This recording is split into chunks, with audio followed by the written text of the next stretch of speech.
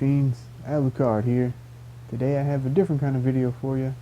Today I'm going to talk about my favorite movies of the 2000s. We're going to go through every single year up until now. So we're going to start with the year 2000, and my favorite movie of the year 2000 was American Psycho. Christian Bale plays Patrick Bateman, who is a serial killer running around New York. It's a heck of a movie. If you have not seen it, I do highly recommend it. I'm not going to tell you too much more about it. It's kind of iconic now. Even Ice Nine Kills did a new video based on it, a music video, and it's pretty cool. Check that out too if you haven't. And I may do a few honorable mentions. My honorable mention for 2000 would be Shadow of the Vampire, which is a Willem Dafoe, John Malkovich film about the making of Nosferatu. All right, moving on to 2001. I'm going to throw a curveball at you here a little bit. My favorite film of 2001 is The Happiness of the Katakuris. It's a film directed by Takashi Miike. It's a Japanese dark comedy, musical, zombie, horror mashup. It's so crazy and out there, and it's just kind of brilliant. Yeah, I can't, just thinking about it makes me laugh. So yeah, check it out. It's really great. And my honorable mention for 2001 would be Frailty, which I talked about in the Father's Day video. I'll link that right up here somewhere if you haven't checked that out. All right, 2002, I'm going to go with The Ring, starring Naomi Watts. It's a remake of the Japanese Ringu movie. It's about a killer videotape. That's all I'm going to say. I'm sure most of you have seen it. And my honorable mention for 2002 would be Blade 2 by Guillermo del Toro. All right, 2003, I'm going to have to go with Freddy vs. Jason. Freddy vs. Jason is a favorite of mine because I love both the Friday the 13th series and the Nightmare on Elm Street series, and I thought it was a great blend. I know some people didn't care for it, but I really liked it, and it's high on my list on both franchises. So, all right, 2004, I'm gonna hit you with another curveball. I'm going with Satan's Little Helper. It's about a little kid who befriends this guy in a mask during Halloween, and he's a serial killer, and the kid kind of helps him go around killing all these people on Halloween. It's funny. It's a funny slasher flick, but it's extremely well done. The acting's really great, and I highly recommend it if you have not seen it. Of course, my honorable mention for 2004 has to be Shaun of the Dead. Absolute classic. Satan's Little Helper just edged it out, just barely. All right, 2005, I'm going to go with one of my all-time favorite flicks, The Devil's Rejects, directed by Rob Zombie, starring Sid Haig, Sherry Moon Zombie, and Bill Moseley. It's the second part of the Firefly trilogy, with the serial killer family called the Fireflies. This one's more of a road trip type of deal than the other two movies, but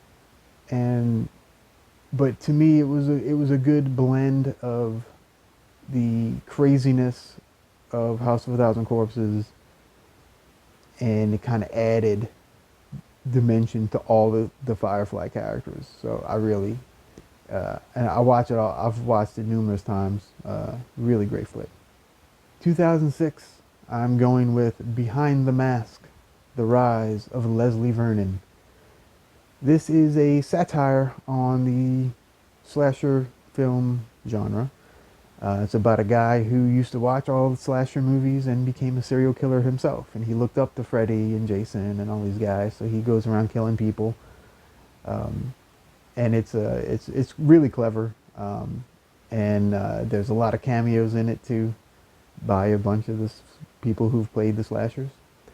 So, uh, another great one to check out, Behind the Mask, The Rise of Leslie Vernon. All right, 2007, I'm going to have to go with The Mist.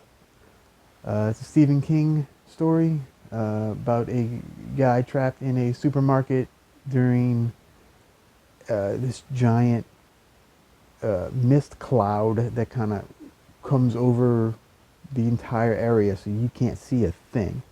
The movie itself is great, and especially if you have the DVD or Blu-ray with the black and white version on it, I suggest to watch it in black and white because it actually makes it better for some reason. I know Frank Darabont, the director, intended it to be filmed in black and white, but of course the studio was like, we don't release black and white films. This is 2000, what year is it? This is 2007. We don't do black and white. So anyway, and of course the ending of The Mist is probably the most talked about ending in one of the most talked about endings in horror history. I do have a couple of honorable mentions for 2007. I really love Grindhouse. I know a lot of people didn't because it was way too long. I dug it. The other honorable mention for 2007 is Trick or Treat, the anthology film.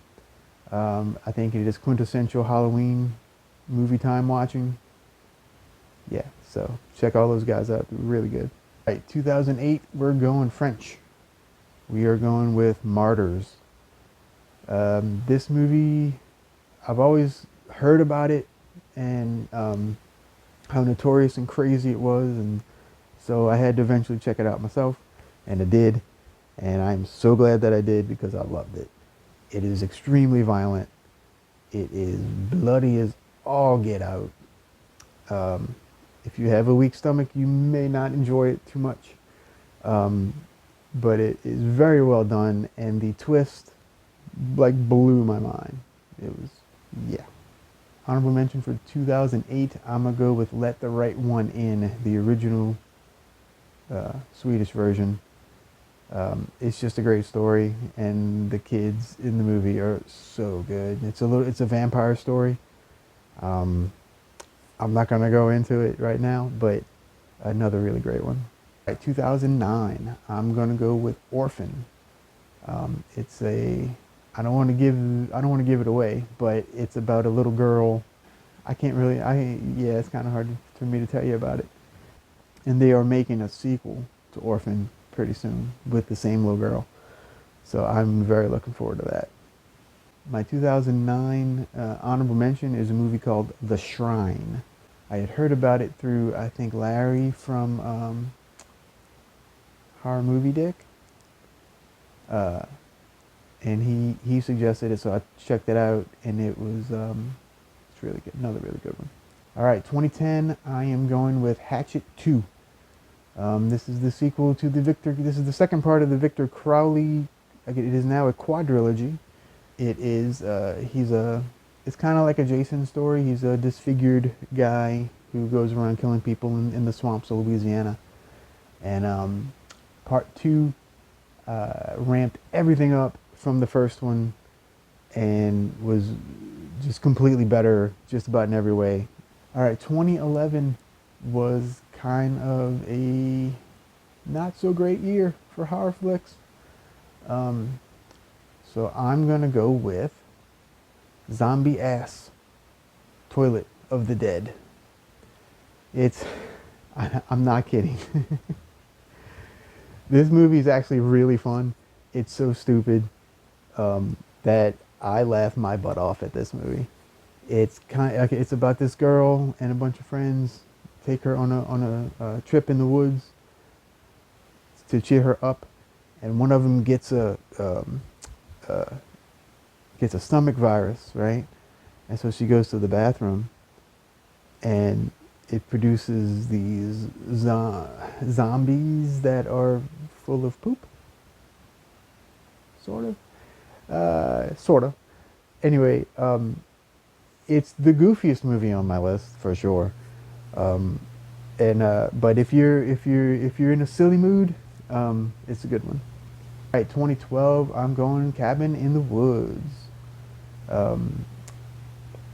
I think everyone's seen this one too, so I'm not really going to say too much about it. And my honorable mention is VHS, the anthology film. Yeah, there was one or two of the stories that weren't all that great, but the ones that were great were really great. All right, 2013, another kind of not so stellar year for horror. I'm gonna probably go with The Conjuring. It's the story of Ed and Lorraine Warren, played by Vera Farmiga and Patrick Wilson. I will give a runner-up honorable mention to the Evil Dead remake. Yes, I said the R word. I said remake. I know. Calm down, people. I know. I'm not real big on the remakes either. I hate them. This one was kind of a different take on the whole Evil Dead series, so I'm going to let this one slide. Alright, 2014, I'm going to go with It Follows. It's the story of a thing that kind of transforms from one person to another. And I'm not gonna go into it. If you haven't seen it, definitely watch it. It's very good. I have two honorable mentions for 2014. First up is Wolf Cop. It's a Canadian horror comedy about this cop who gets bitten by a werewolf and becomes a wolf cop. Yeah. And my other recommendation from 2014, I'm gonna say, is a movie called Starry Eyes. It's about an actress trying to make it in Hollywood, and crazy stuff happens to her, put it that way. 2015, I had to include a Christmas horror somewhere, so I'm gonna go with Krampus. This is the 2015 version, directed by Michael Dougherty. It is the best Krampus movie there is. There's about probably 20 of them now, but this is the OG, the good one. And my honorable mention for 2015 would be The Witch. Alright, 2016, I couldn't decide which one I liked better, so I'm kind of cheating a little. I have two. First up is a movie called Raw. It is a French movie about cannibals. I'm not going to tell you anything else about it though, because I don't want to give anything away. I want you to watch these movies because they're really great. And the other one from 2016 I'm going to put on the list is Terrifier. It is a crazy slasher flick with Art the Clown. It's technically the second movie or third movie. I don't remember if it was second or third. But anyway, he was in an anthology movie before this. And this is like the full-blown movie that they did with his character. And they have made a part 2, and that should be coming out pretty soon. It is extremely bloody and graphic, and it is crazy, but it is highly entertaining. Alright, 2017, there was a couple pretty good ones I had to choose from. I'm gonna go with It Chapter 1 though, just because it was so good. The kids are all fantastic in the movie. It's another Stephen King flick. I'm sure most of you have seen this one too. And my runner-up for 2017 would be Get Out. Another really great movie I think pretty much everyone has seen. 2018, another one I could not decide which one I like better, so I'm throwing them both out there. First one I'm going to talk about is called Mom and Dad, starring Nicolas Cage and Selma Blair. It's just a fun movie with, you know, Nicolas Cage being Nicolas Cage and Selma Blair just kind of playing off of it. Yeah, so good. And the other one I'm going to recommend from 2018 is called Hellfest. It's a movie about this group of teens that go to a carnival, and this guy stalks them at the carnival. The whole movie takes place at this theme park type place, and yeah, it's shockingly good. And my runner-up for 2018 is a movie called Lizzie, it's about the Lizzie Borden incident, starring Chloe Sevigny and Kristen Stewart. and I really liked it. I'm not sure why I liked it so much, but I thought it was really well done. And Chloe Savini is fantastic in it. All right, 2019. Yeah, I'm just going to go with the blanket answer of Midsummer. Um, I mean, there wasn't a whole lot to choose from 2019. It was pretty much this or Brightburn, which is my honorable mention. But yeah, Midsummer is it's a drama up until a certain point, and then it just gets like insanely crazy and becomes horrific. So it is a very slow burn movie. And finally, we're going to go with 2020. Um, Now, to be honest, I have not seen a whole lot of movies that were made in 2020. I've seen like two, and one was really bad. Uh, and the other one made my list because that's the one I saw. So I'm gonna say Spare Parts. It's about it's kind of like Sucker Punch, if you've seen Sucker Punch, but they put on they the girls get their limbs cut off, and they get weapons on their arms, and they're forced to fight in an arena type of thing. Um, it was entertaining. I enjoyed it, and that was, like I said, I didn't see too many things that were made in 2020, but that one came out in 2020 and was okay. So I'm gonna recommend that one. All right, so I hope you enjoyed the video today. I know it's something a little different. But if you did, give me a thumbs up. It really helps out my channel. And subscribe if you're new. I will see all you guys next time. Remember to stay spooky.